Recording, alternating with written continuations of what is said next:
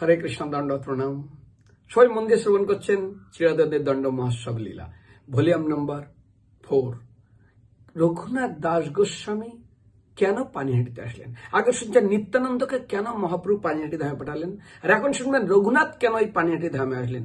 তিনি চিন্তা করছিলেন, কারণ মহাপ্রভু তাকে পাঠিয়ে দিয়েছেন শান্তিপুর থেকে। কোথায় না বাড়িতে স্থির। কি বলছে? মর্কট বৈরাগ্য না দেখো লোক দেখে যথাযোগ্য বিষয়বান জনসত্য হইয়া তিনি ফিরে এসছেন। তো তিনি চিন্তা করছেন, আমি কেন বারবার পালানোর চেষ্টা করছি, কেন পালাতে পারছি না। তো চৈতন্য সাথে লেখা আছে না, মহৎ কৃপা বিনা কোনো কার্য সিদ্ধ নাই, কৃষ্ণ ভক্তি দূরে রহু সংসার নাই কয়। তো মহৎ কৃপা ছাড়া কোনোদিন সম্ভব না। তো তিনি চিন্তা করেছেন, শ্রীমদ ভাগবতমে প্রহ্লাদ মহারাজ সপ্তম স্কন্ধের 5ম অধ্যায়ের 22 নম্বর শ্লোকে কি বলছেন?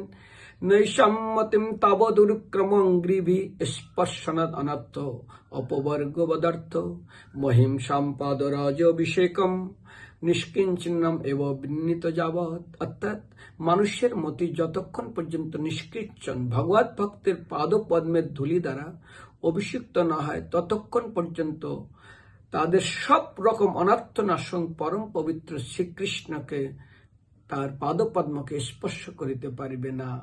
তিনি পড়লেন, তিনি কি পড়লেন না, শ্রীমদ ভাগবতম 5ম স্কন্ধে 12 অধ্যায়ে 12 নম্বর শ্লোক। আজ রাজা রহুগণকে জড়বৎ শোনাচ্ছেন। রহুগণ এতদ তপস্যা ন জাতি ন চা ইর্জয়া নির্বাপনাদ গৃহদ্বা সন্দশা ন এব জল অগ্নি সূর্যই বিনা মহৎ পাদ রাজ অভিষেকম। অর্থাৎ আজ জড়ভরত কি বলছেন? হে মহারাজ রজুগণ, যতক্ষণ পর্যন্ত জীব মহাজনদের শ্রী পাদপদ্মের ধূলিকানার দ্বারা অভিষিক্ত না হয়, ততক্ষণ পর্যন্ত কঠোর থেকে কঠোর তপস্যা 1, 2 যথাযথভাবে বৈদিক আচরণ পালন করা, 3 নিষ্কপট সন্ন্যাস পালন করা, 4 যথার্থগ্রস্ত জীবনের নিয়ম পালন করে চলা সঠিকভাবে, 5 বৈদিক গ্রন্থসমূহ পাঠ দ্বারা, অথবা 6 জল অগ্নি সূর্যের ন্যায় দেবতাদের পূজার দ্বারা কখনো ভগবত ভক্তি লাভ করা যায় না। এই জন্য শ্রীমদ ভাগবতমে 5ম স্কন্ধের 25 অধ্যায়ের 20 নম্বর শ্লোকে মাতা দেবহতীকে কপিল দেব বলছেন কি, প্রসঙ্গম অজরম পাশম আত্মন কবয় বিদু সয়বে সাধুস্বকৃত মোক্ষ দ্বারা অপবৃতম। যারা যথার্থ তত্ত্বজ্ঞানী ব্যক্তি তারা ভালোভাবে জানে এই জড়জগতে আসক্তি হলো আত্মার সবচেয়ে বড় বন্ধন। সেই আসক্তি যদি ভগবত ভক্তদের উপরে পর্যবেসিত হয়, মোক্ষ দ্বারা অপবৃত আত্মার মুক্তির পথ উন্মোচন হয়ে যাবে। এই বিচার করে রঘুনাথ তিনি নিত্যানন্দের কৃপা পাওয়ার জন্য আজ তিনি পানিহাটি ধামে আগমন করলেন। রঘুনাথ কি বিচার করলেন?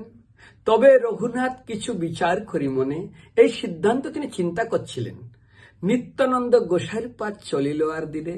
কোথায়? পানিহাটি গ্রামে। এসে তিনি কি করলেন? পানিহাটি গ্রাম পাইল প্রভুর দর্শন, কীর্তনিয়া সেবকগণ আর বহুজন। কোথায় দর্শন পেলেন? পানিহাটি গ্রামে। কোথায়? গঙ্গা তীরে বৃক্ষমূলে পিণ্ডার উপরে বসিয়াছেন যেন প্রভু কোটি সূর্য উদয় করে। তলে উপরে বহু ভক্ত রহিয়াছে বেষ্টিত, দেখিয়া প্রভুর প্রভাব রঘুনাথ বিস্মিত। আর যখন দেখলেন মহাপ্রভু নিত্যানন্দ প্রভুর বৈভব, কি করলেন? দণ্ডবত হইয়া সেই পড়িলা কত দূরে, সেবক কহে রঘুনাথ দণ্ডবাদ করে। শুনি প্রভু কহে চোরা দিলি দর্শন, আয় আয় আজি তোরে করিব দণ্ডবন। দণ্ডন মানে তোমাকে দণ্ড দিব। কি দণ্ড দিয়েছিলেন? প্রভু বলায় সম্ভ্রমে তেহ নিকটে, না করে গমন আকস্যা তার মাথে, নিত্যানন্দ প্রভু ধরিলা চরণ। কৌতিক নিত্যানন্দ সহজ দয়াময়, রঘুনাথে কহে কিছু হইয়া সদায়। কি বললেন রঘুনাথকে? হে রঘুনাথ, সম্ভ্রমে আমাদের মতো না যে ভাই চলো আমি সবার আগে যাব।